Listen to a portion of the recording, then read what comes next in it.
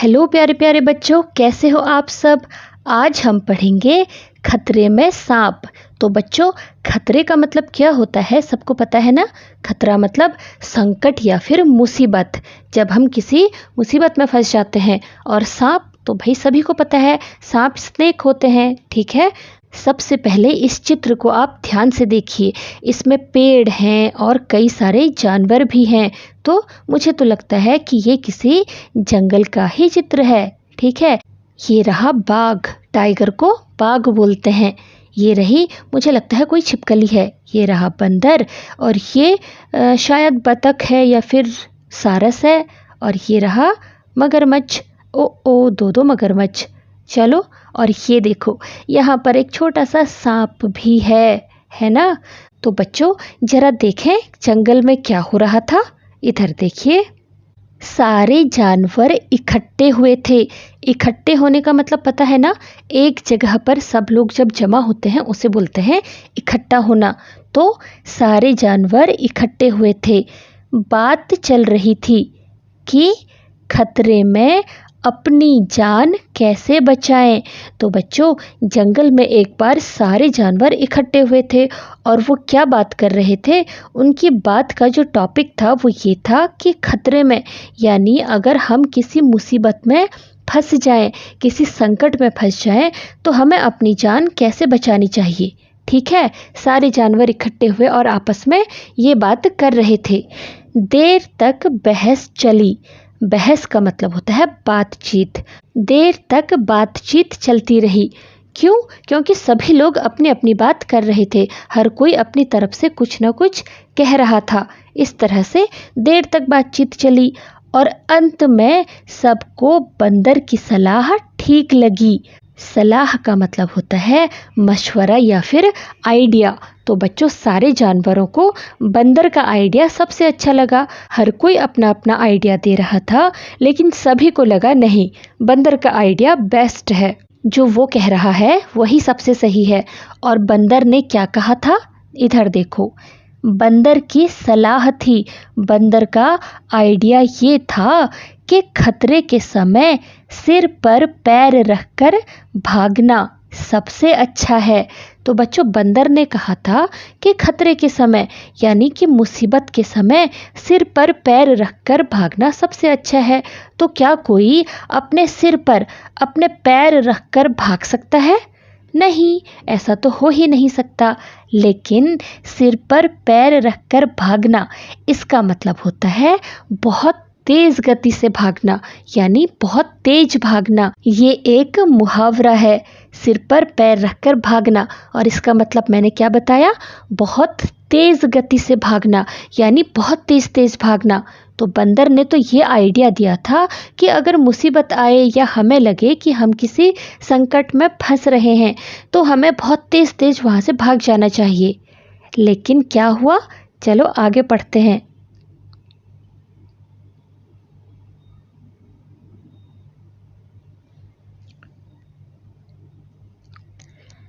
बातचीत समाप्त हुई और सारे जानवर अपने अपने ठिकाने चले गए। तो बच्चों, जब बातचीत, यानी कि जो ये टॉपिक पे बात हो रही थी, जब उनकी बात ख़त्म हुई और उनको लगा नहीं बंदर का आइडिया बेस्ट है, उसके बाद सारे जानवर, जितने भी जानवर वहाँ पे इकट्ठे हुए थे, सब अपने अपने ठिकाने, ठिकाने का मतलब होता है जगह, यानी जो जहाँ रहता था, सब लोग अपने अपने घर को चले गए, ठीक है। सिर्फ सांप एक दूसरे का मुंह ताकते देर तक वहीं बैठे रहे। तो बच्चों, सारे जानवर तो अपने अपने घर को चले गए। सिर्फ का मतलब होता है केवल, लेकिन केवल सांप ही थे जो एक दूसरे का मुंह ताकते। मुंह ताकना का मतलब होता है एक दूसरे की तरफ देखना। ताकना मतलब देखना। तो सांप एक दूसरे की तरफ देखते हुए वहीं पर देर तक बैठे रहे। उन्हें तो समझ आया ही नहीं। उन्होंने सोचा कि भाई हमारे पास तो पैर हैं ही नहीं, तो हम अपने पैरों को अपने सिर पर रखकर कैसे भागे। ये सोचकर वो बेचारे वहीं पर बैठे रह गए। और ये कहानी लिखी है चंदन यादव ने, ठीक है। ये चैप्टर यहीं पे ख़त्म होता है और अब हम करेंगे क्वेश्चन आंसर। बातचीत के लिए नंबर 1, सांप वहीं क्यों बैठे रह गए? तो बच्चों जरा बताओ, जब सारे जानवर अपने अपने घर को वापस चले गए तो सांप वहीं पर क्यों बैठे रह गए? क्योंकि सांप कंफ्यूज्ड थे। बंदर ने क्या कहा था? बंदर ने कहा था कि अगर कोई खतरा आता है तो सब लोग अपने सिर पर पैर रखकर भागेंगे, लेकिन सांप ने सोचा कि भाई मेरे पास तो पैर ही नहीं है, मैं कैसे भागूंगा? तो हमारा उत्तर होगा कि सांप वहीं बैठे रह गए क्योंकि उनके पैर नहीं थे। यही हुआ था ना, वो यही सोचते रह गए थे कि हमारे तो पैर हैं ही नहीं, हम कैसे भागें। नंबर 2, आप सांप को क्या सलाह देंगे? बच्चों सलाह देने का मतलब होता है आइडिया देना। तो बताओ कि आप उन्हें क्या कहोगे? आप उनसे कहोगे कि भाई कोई बात नहीं, आपके अगर पाँव नहीं है तो आप जैसे चलते हो वैसे चल के भाग जाना, है ना? तो हमारा उत्तर होगा कि हम सांप को सलाह देंगे कि जो जैसे चलता है वो वैसे ही चलकर अपनी जगह या घर जा सकता है। ठीक है। नंबर 3, सिर पर पैर रखकर भागने का क्या अर्थ है? तो बच्चों इसका उत्तर होगा कि डर से बहुत तेज भागना। यही सिर पर पैर रखकर भागने का अर्थ होता है। ठीक है, आगे बढ़ते हैं। रंग भरिए। इधर देखिए, आपको एक काम दिया गया है। बिना रंग भरे चित्र में दिए गए चित्र जैसा रंग भरिए। इधर देखिए, यहाँ आपको 2 चित्र दिए गए हैं। किस चीज़ के चित्र हैं? सांप के चित्र हैं। पहले चित्र में रंग भरा हुआ है और इसे देखकर आपने इसे भी कलर करना है। इसे देखकर इसका ही जैसा आपने इसे बनाना है। ठीक है, आप अपने पेंसिल या फिर क्रेयॉन्स की मदद से, आपके पास वैक्स कलर है ना, उनकी हेल्प से कलर करना है। ये तो आपको खुद ही करना होगा, है ना? चित्र और बातचीत। जंगल। तो बच्चों इधर देखो, यहाँ हमें एक चित्र दिया गया है। ये चित्र एक जंगल का है। अभी कुछ देर पहले हमने बात करी थी ना कि जंगल में सारे जानवर इकट्ठा हुए थे। ये देखो, इतने सारे जानवर इकट्ठा हुए थे और सब में बातचीत हो रही थी। क्या बातचीत थी? याद है कि भाई अगर खतरा आ गया, खतरा क्या था कि कोई जंगली जानवर या फिर कोई शिकारी वो आ गया तो अपनी जान कैसे बचानी है। तो अभी हम देखें कि यहाँ क्या क्या है। इधर देखिए, यहाँ पर है बादल और ये रहा बादल के पीछे सूरज। यहाँ पेड़ भी हैं, चट्टानें हैं, पहाड़ हैं और तोता भी है। इधर जिराफ है। जिराफ की गर्दन बहुत लंबी होती है और उसकी टांगें भी लंबी होती हैं। पता है, वो ऊंचे से ऊंचे पेड़ की ऊंची डाल से भी पत्तियां खा सकता है। ये रहा शेर और शेर की पीठ पर ये बैठा हुआ है एक पक्षी। मुझे तो लगता है ये कौवा है।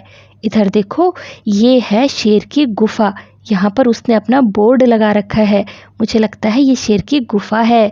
ये रहा कछुआ और यहाँ देखो एक तालाब भी है।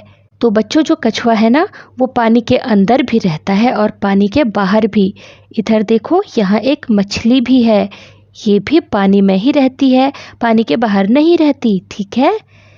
इधर देखो, यहाँ एक कंगारू भी है और कंगारू की गोद में एक छोटा सा उसका बच्चा भी है। बच्चों आपको पता है, कंगारू के पेट में एक थैली होती है, उसके अंदर वो अपने बच्चे को रखता है। और यहाँ देखो, यहाँ एक सांप का घर भी है। तो बच्चों सांप का घर तो है, लेकिन सांप कहाँ है? चलो आओ ढूंढते हैं। ये रहा सांप। दिखा, ये रहा सांप। और सांप कहाँ रहता है? सांप पेड़ों में भी रहता है और जमीन में भी रहता है। वैसे सांप बिल में रहता है। ठीक है। ये रहा हाथी, बड़ा सा हाथी। आपको याद है ना, हाथी का सबसे पसंदीदा भोजन क्या होता है? उसका फेवरेट फूड है गन्ना। उसे गन्ना खाना बहुत पसंद है। और ये रहा बंदर। ये वही बंदर है जिसने सलाह दी थी कोई खतरनाक जानवर आ गया या कोई शिकारी आ गया तो हमें बहुत तेज भागना है। ठीक है। और ये है बंदर का पेड़। ये जो पेड़ है ना, इस पेड़ में बंदर रहता होगा। और ये एक छोटा सा चूहा भी है जो एक पत्थर के ऊपर बैठा हुआ है। ठीक है। बच्चों यहाँ हमें एक आनंदमयी कविता दी गई है। आनंदमयी का मतलब होता है मज़ेदार। यहाँ एक मज़ेदार कविता दी है और उसका नाम है कबरी झबरी बकरी। तो बच्चों ये जो पोयम है ये इन दो बकरियों पर है। ये बकरियों का नाम है, एक का नाम है कबरी और एक का नाम है झबरी। और ये जो दो बच्चे दिख रहे हैं ना, इन्हीं दो बच्चों ने ये कविता बोली है। और वो क्या है? बकरी कबरी बकरी झबरी, कबरी झबरी बकरी। तो ये बच्चे कह रहे हैं कि दो बकरियां हैं और एक का नाम है कबरी और दूसरी का झबरी। आगे निकली कबरी बकरी, पीछे रह गई झबरी। इधर देखो, ये जो आगे चल रही है ना, इसका नाम है कबरी और ये जो पीछे से आ रही है इसका नाम है झबरी। आगे आगे कबरी बकरी, पीछे पीछे झबरी। जो आगे आगे जा रही है वो कबरी है और जो पीछे से आ रही है वो झबरी है। साथ चली थी। तो बच्चों ये जो दोनों बकरियां हैं ना, वो साथ में चली थी। जब स्टार्टिंग में उन्होंने चलना शुरू किया तो वो साथ साथ में चल रही थी। हो गई आगे पीछे, लेकिन कुछ दूर चलने के बाद वो आगे पीछे हो गई थी। कबरी झबरी बकरी, कौन? कबरी और झबरी जो बकरियां हैं वो आगे पीछे हो गई थी। और ये पोयम लिखी है प्रभात ने। ठीक है, चलो एक बार इस पोयम को और पढ़ते हैं। बकरी कबरी बकरी झबरी, कबरी झबरी बकरी। आगे निकली कबरी बकरी, पीछे रह गई झबरी। आगे आगे कबरी बकरी, पीछे पीछे झबरी। साथ चली थी, हो गई आगे पीछे, कबरी झबरी बकरी। मज़े आए? चलिए आगे बढ़ते हैं। आओ कुछ बनाएं। तो बच्चों यहाँ पर आपको बनाना सिखा रखा है। कागज़ से आपने एक डॉगी का फेस बनाना है।